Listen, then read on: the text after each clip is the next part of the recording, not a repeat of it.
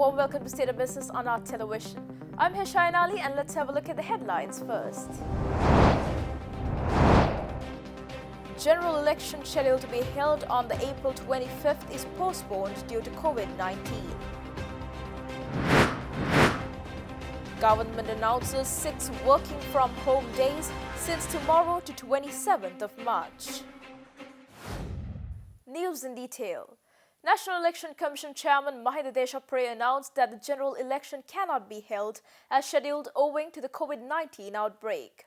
Commission Chairman made this announcement at a media briefing held at the Election Commission premises this evening. The National Election Commission today decided to postpone the parliamentary elections, which was scheduled to be held on the 25th of next month. He made this announcement after accepting the nominations for all 22 districts at relevant district secretariat offices. Commission chairman said that if the situation changes into a satisfactory level, the commission can keep hopes for holding the elections just after 14 days of the earlier announced date. However, he asserted that whatever it is, the new date for the elections will be announced only on next Wednesday. The Commission chairman explained that with the spread of the coronavirus, the environment is not conducive to hold an election, and he also does not expect that most of the state employees would report to work. He said that a fresh date will all depend on the fight against coronavirus. Director General of Health Services Dr. Anil Jasinghe announced that another 7 COVID-19 positive cases have been identified by today evening, making the total number of COVID-19 patients to 59 by this evening. Dr. Anil Jasinghe made these remarks addressing the daily media briefing at the National Operations Center for Prevention of COVID-19 outbreak at Rajgiriya this evening.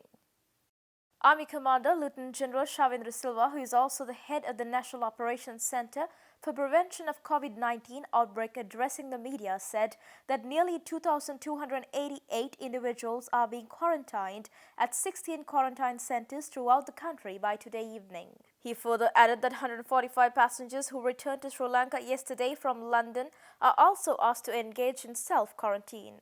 Meanwhile, briefing about the latest updates on COVID-19 inflicted patients, Director General of Health Services Dr. Anil Jasinghe added that 7 more cases are reported as of today evening, bringing the total to 59.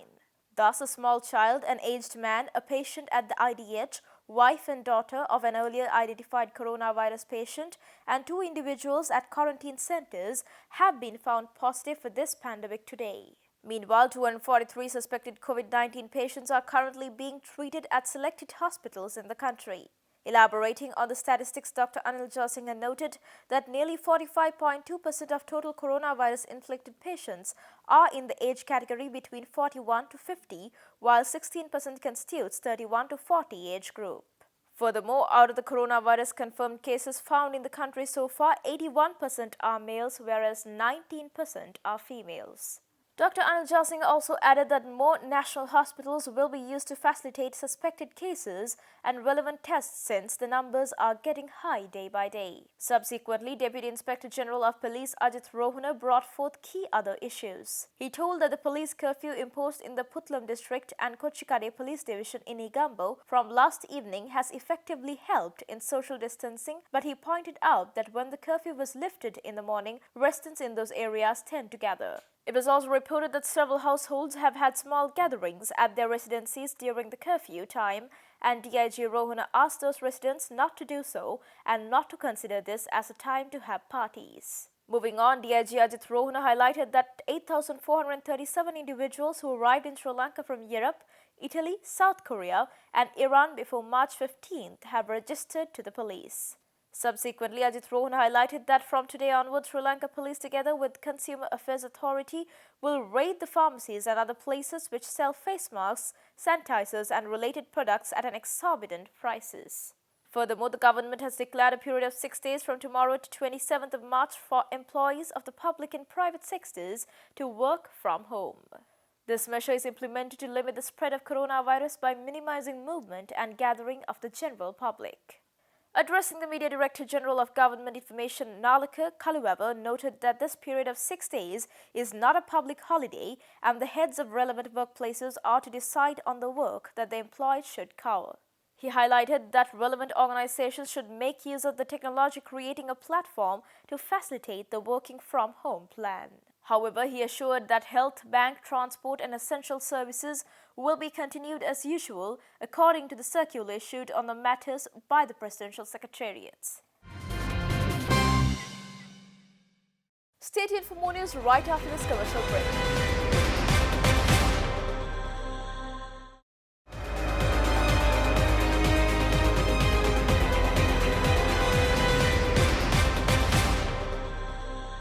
And welcome back after the break.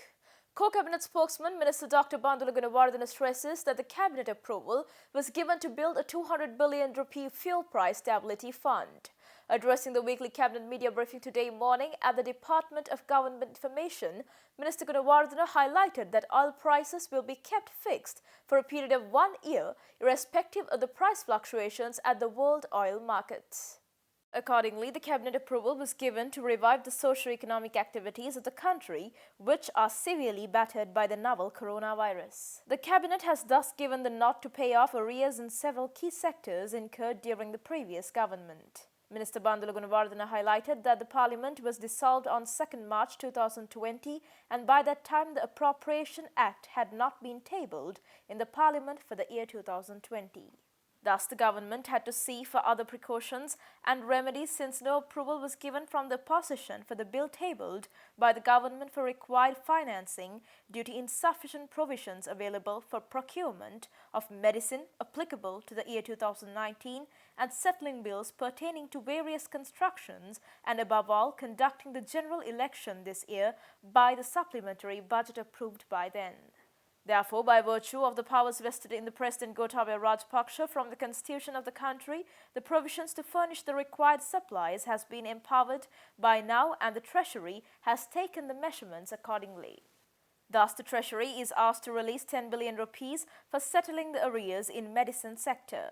Furthermore, 500 million rupees are allocated for corona eradication activities, while 3 billion rupees are given for settling the procurement bills of fertilizer. Meanwhile, 5 billion rupees are allocated for settling bills of small and medium-scale construction contractors and 46 billion rupees are given for the interest applicable for the senior citizens' deposits that had not been paid for 2 years. It is also noteworthy to mention that 8 billion rupees are approved for the general election 2020.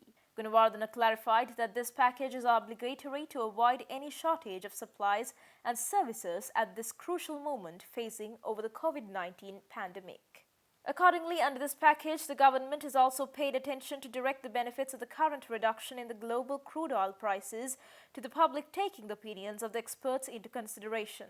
Thus, the government has decided to impose an import tax so that a profit margin can be acquired by the government when importing crude oil. Establishment of a petroleum stabilization fund utilizing the savings from the price reduction of fuel in the international market while collecting an amount of 200 billion rupees within a period of 6 months under the said fund is another key decision. Furthermore, it was agreed to provide 50 billion rupees to the Ceylon Electricity Board from the aforementioned fund so that a deduction can be made from the amount of payables to the Ceylon Petroleum Corporation by the Ceylon Electricity Board. Moreover, Minister added that no changes will be made in the oil prices for a period of 1 year despite price fluctuation in the global demand. The Asian Development Bank today announced a $6.5 billion initial package to address the immediate needs of its developing member countries as they respond to the novel coronavirus pandemic in a number of countries of the world.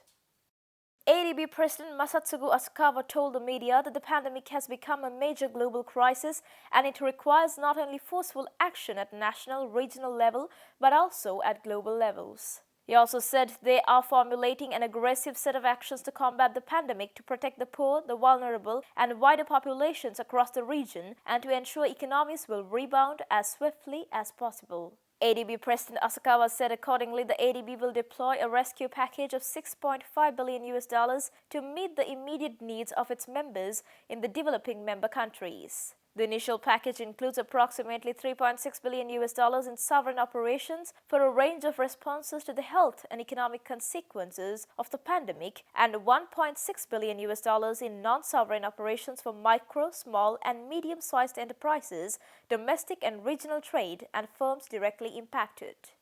ADB will also mobilize about $1 billion in concessional resources through reallocations from ongoing projects and assessing possible needs for contingencies. ADB will make available $40 million in technical assistance and quick disbursing grants.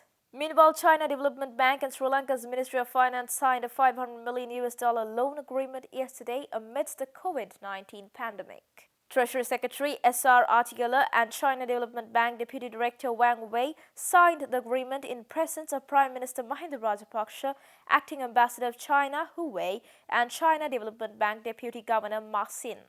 The loan would be given to Sri Lanka with a maturity period of 10 years and a 3-year grace period along with concessionary interest rates. And that's all news for today. And follow our Facebook page and subscribe to our YouTube channel to get the latest news and updates.